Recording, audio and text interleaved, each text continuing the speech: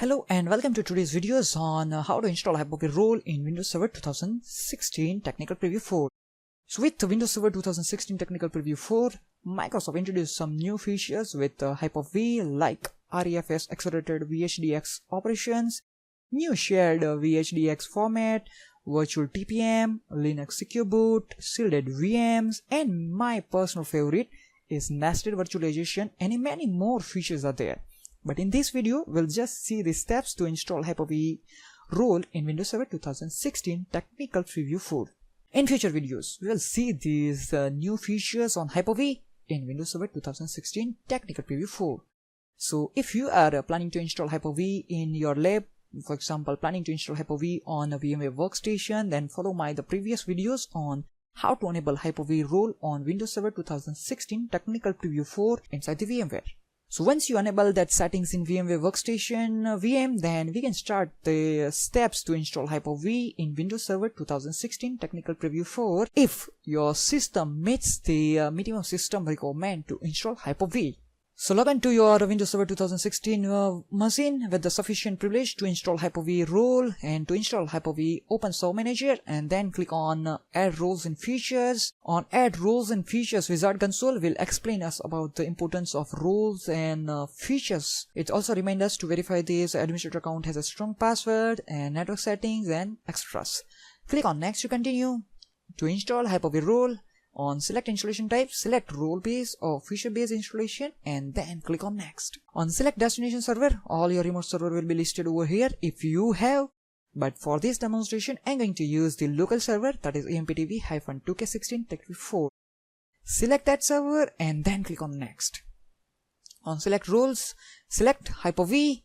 And once you select Hyper-V, it will show us one pop-up that's saying it's required certain features with Hyper-V, and that is the Hyper-V management tools. Click on add features to add that features and then click on next.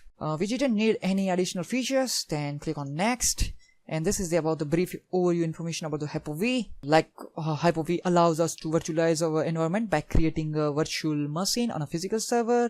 Virtual machine will help to reduce the workload of physical server and increase the efficiency. So this console also tells us the things to note, like identifying the network connections on physical server to be used as a virtual switch. Click on next. On create virtual switches console, all the available network adapters are listed and can be selected for virtual switches. One virtual switch will be created for each network adapter which you select.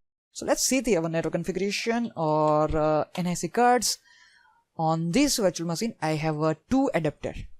One on that I already assigned the IP address 192.168.87.5. That is the IP address for our DNS. On second adapter, I didn't assign any IP, and that is configured as a opt-in IP automatically, and we are going to select this LAN adapter. So it will be a Ethernet 1 which we want to use as a virtual switch. The virtual switch provides the connectivity between the virtual machine and the physical network. You can also proceed without selecting any network adapter also.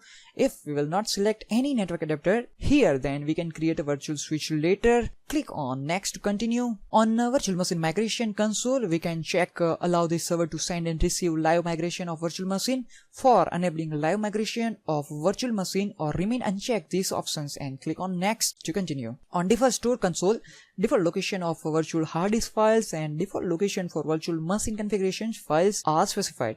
We can change this location according to or move on with the default location as per our requirement. I would suggest to change the location to either any of your drive but not default. See program data's path. Click on next to continue if you want to use the default value. On confirm installation selection console, verify all the selected options. If you want to change selected options, then click on previous and change that options. Otherwise, click on install to start the installation. Once the installation is completed, click on close to reboot the server. And once you click over there, it will ask restart is pending.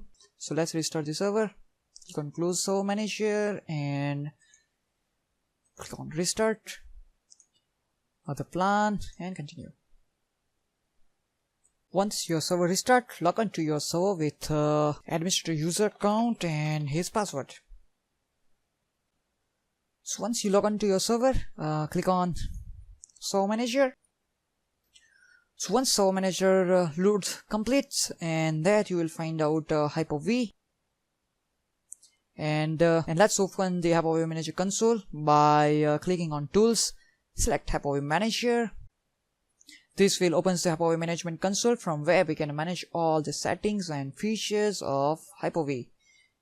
Click on your server, and here we go. One more thing which we want to see is let's check the network configuration cards. And if you see, this is our adapter Ethernet 1, but if you see the property, there's only two boxes currently selected: Microsoft LLDP protocol driver, and second one is a Hyper-V extensible virtual switch.